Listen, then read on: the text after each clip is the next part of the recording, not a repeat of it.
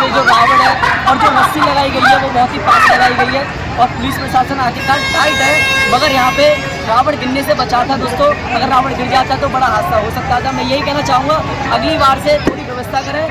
धन्यवाद।